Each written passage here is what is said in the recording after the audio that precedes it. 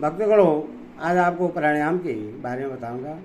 ध्यान से सुनिए और भक्ति महाभक्ति चैनल को लाइक एंड सब्सक्राइब करें। सुनिए, प्राणायाम को योग साधन का अभिन्न अंग माना जाता है। यह अष्टांग योग का चौथा मार्ग है, जो दो शब्दों से मिलकर बना है, प्राण धन आयाम।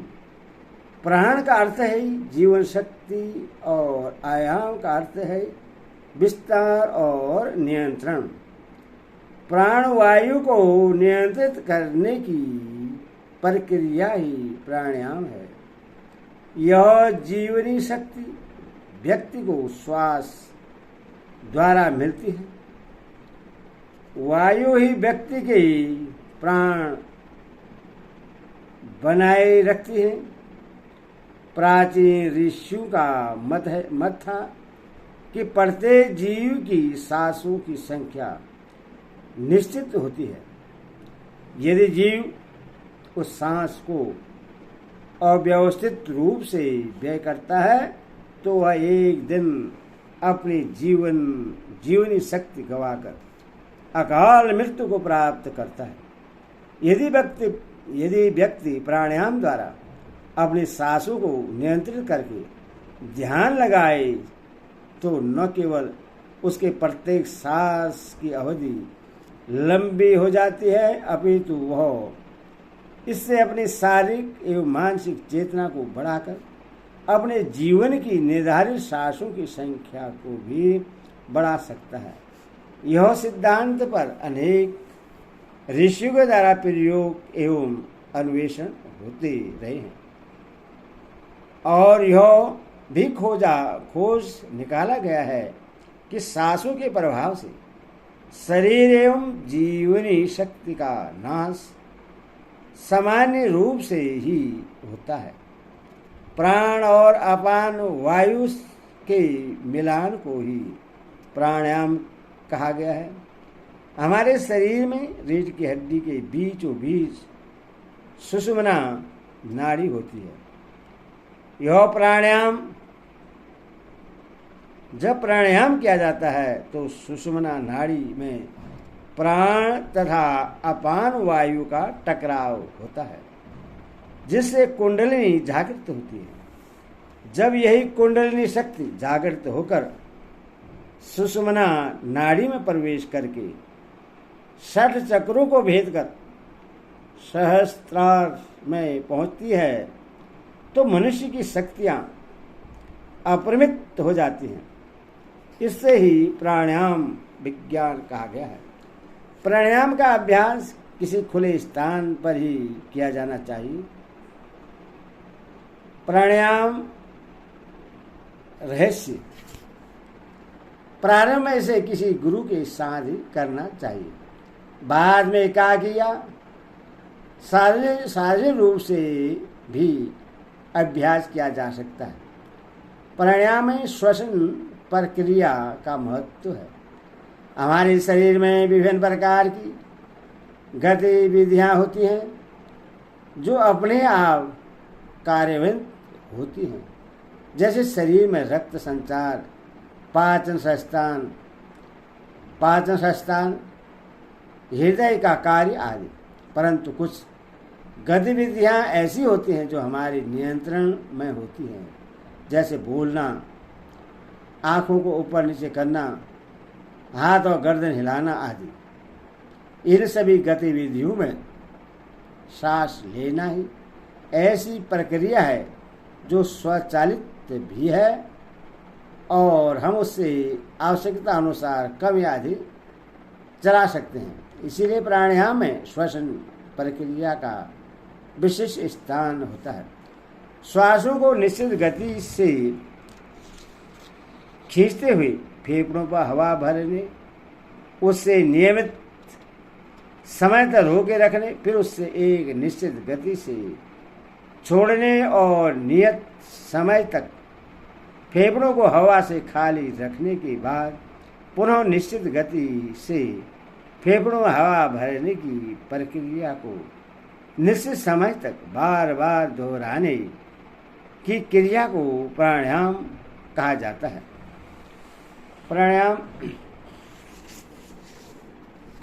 प्राणायाम का अभ्यास में सबसे महत्वपूर्ण बात यह है कि श्वसन क्रिया एक प्रवाह में लयबद्ध होनी चाहिए।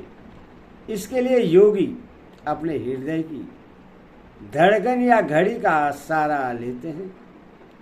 सामान्य रूप से 1 मिनट में 15 बार सांस लेते हैं। योग में श्वसन 2 प्रकार का होता है, एक बहुत धीमी गति से तथा दूसरा तेज गति से। तेज गति का श्वसन कपालभाति कहलाता है। वैसे यह शुद्धि क्रियाओं के अंतर्गत आने वाली क्रिया है। ऐसे व्यक्ति बहुत तेज गति से श्वसन करता है, जो लगभग 100 से 120 प्रति मिनट होती है। इस क्रिया से बहुत बड़ी मात्रा में कार्बन डाइऑक्साइड शरीर से बाहर निकल जाती है और भरपूर मात्रा में ऑक्सीजन शरीर में पहुंच जाती है। श्वास लेते और छोड़ते समय निम्नलिखित बातों पर विशेष ध्यान देना चाहिए। नंबर 1, श्वास भरते या छोड़ते समय मुंह का नहीं अभी तो नाक का प्रयोग करना चाहिए। नंबर 2 है, श्वास लेते समय पेट और सीना पूरी तरह फूलने चाहिए और श्वास छोड़ते समय पेट और सीना पूरी तरह चिपकने चाहिए। नंबर 3 है, गहरी सांस लेनी चाहिए।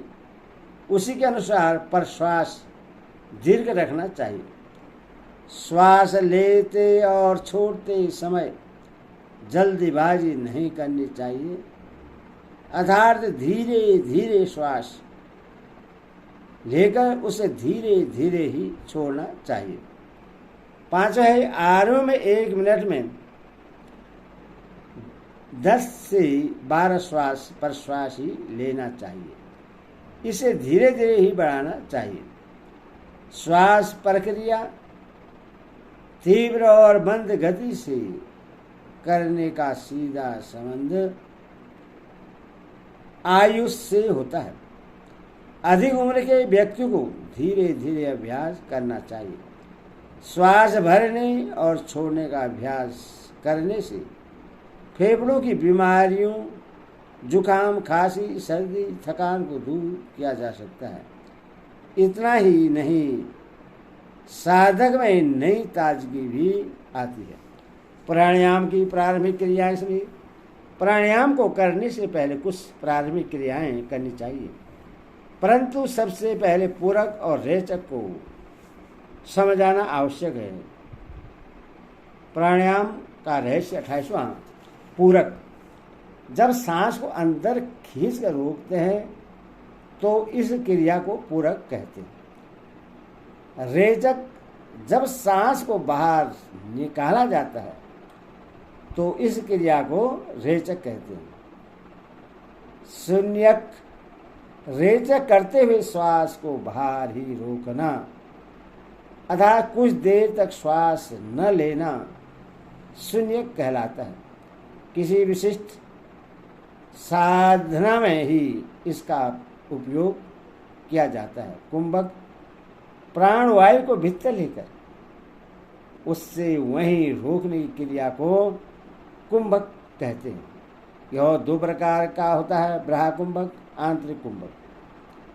ब्राह्कुंभक, जब सांस को रेचक द्वारा बाहर निकालते हैं और उससे बाहर ही रोकते हैं तो इस क्रिया को ब्राह्कुंभक कहते हैं। यह 2 प्रकार का होता है, केवल कुंभक, पूरक और रेचक क्रिया के बिना जिस प्राणायाम में कुंभक किया जाता है उससे केवल कुंभक कहते हैं। इस कुंभक के सिद्ध होने के बाद सहित कुंभक की आवश्यकता नहीं होती है। इसके साधक को कुंडली शक्ति प्राप्त होती है, अतः इसे योग की पूर्ण अवस्था कहते हैं। सहित कुंभक रेचक और पूरक दोनों के साथ जब प्राणायाम किया जाता है उससे सहित कुंभक कहते हैं। इस कुंभक की आवश्यकता तब तक ही होती है जब तक कुंभक की सिद्धि न हो जाए। आंतरिक कुंभक जब सांस को पूरक क्रिया द्वारा अंदर ही रोकते हैं तो इस क्रिया को आंतरिक कुंभक कहते हैं। साधक को प्राणायाम के दौरान कुंभक इतना ही करना चाहिए जिससे रेचक का धीरे धीरे अभ्यास हो सके। इस प्रकार नली द्वारा धीरे धीरे पानी खींचा जाता है, उसी प्रकार पूरक का अभ्यास करना चाहिए। यदि इस कार्य में जल्दीबाजी की जाती है तो फेफड़ों पर दुष्प्रभाव पड़ जाता है, अतः फेफड़ों को बलशाली बनाने के लिए ब्रहा कुंभक ही करना चाहिए। प्राणायाम 29। अनुलोम विलोम। अनुलोम विलोम यह क्रिया नथुनों के छिद्र से सांस लेने का एक अभ्यास होता है। वास्तव मनुष्य की नासिका में छिद्र तो 2 होते हैं, परंतु दोनों समान रूप से एक समय में काम नहीं करते। एक तेज, दूसरा मध्यम गति से कार्य करता है। इस अभ्यास में दोनों नासिका की सांस गति को एक समान करने का अभ्यास किया जाता है। प्राणायाम के नियम। प्राणायाम करते समय कुछ बातों का विशेष रूप से ध्यान रखना आवश्यक होता है। इन बातों को ध्यान में रखकर व्यक्ति जल्दी से जल्दी लाभ प्राप्त कर सकता है।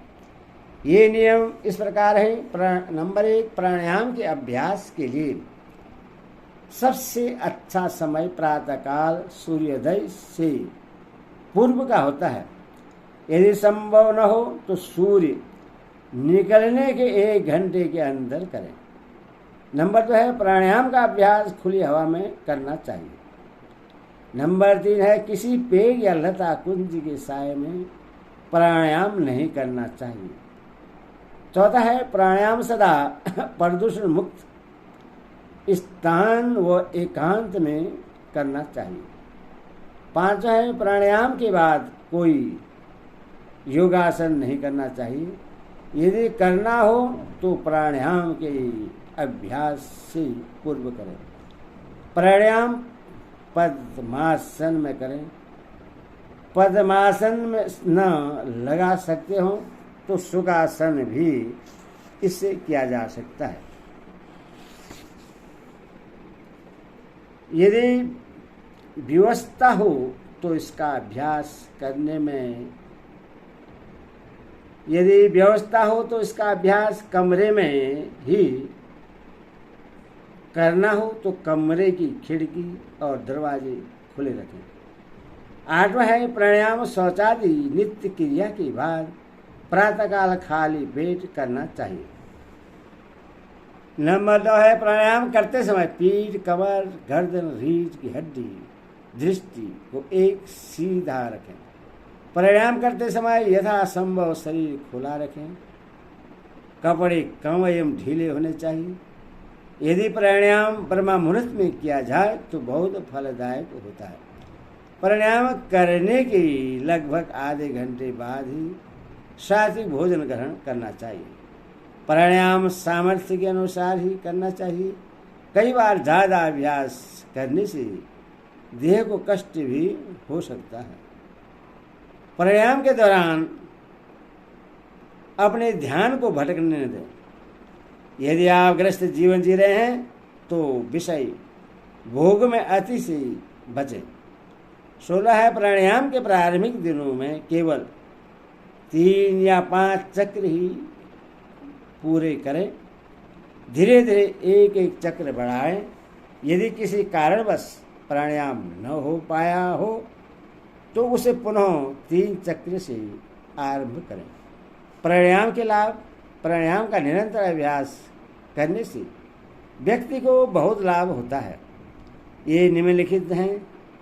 नंबर 1, प्राणायाम के अभ्यास से फेफड़े लचीले होते हैं।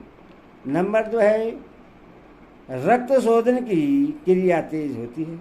तीसरा है, निरंतर अभ्यास से सांस गहरी हो जाती है जिससे फेफड़ों को ऑक्सीजन अधिक मात्रा में प्राप्त होता है।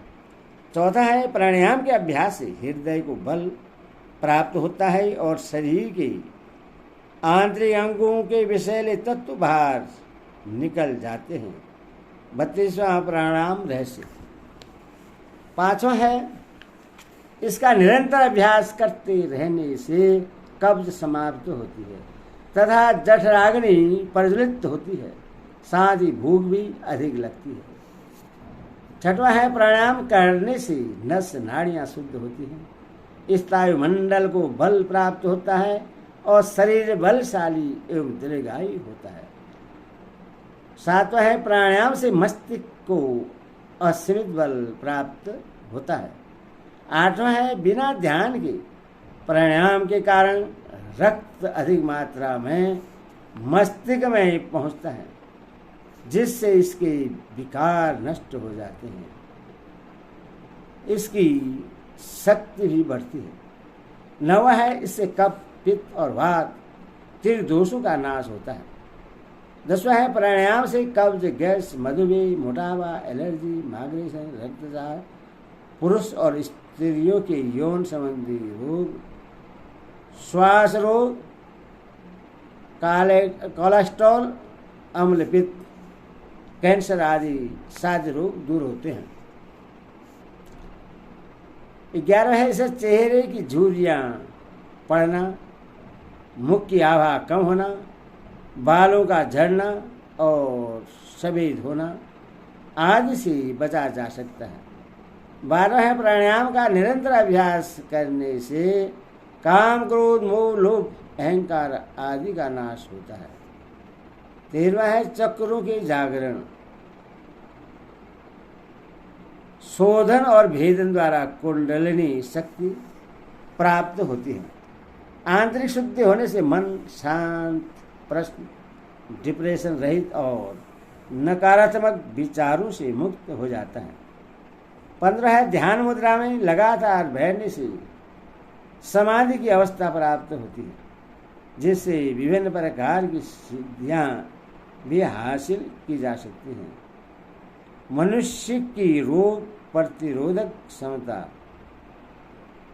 पहले से अधिक हो जाती है। हरि ओम तत्सत।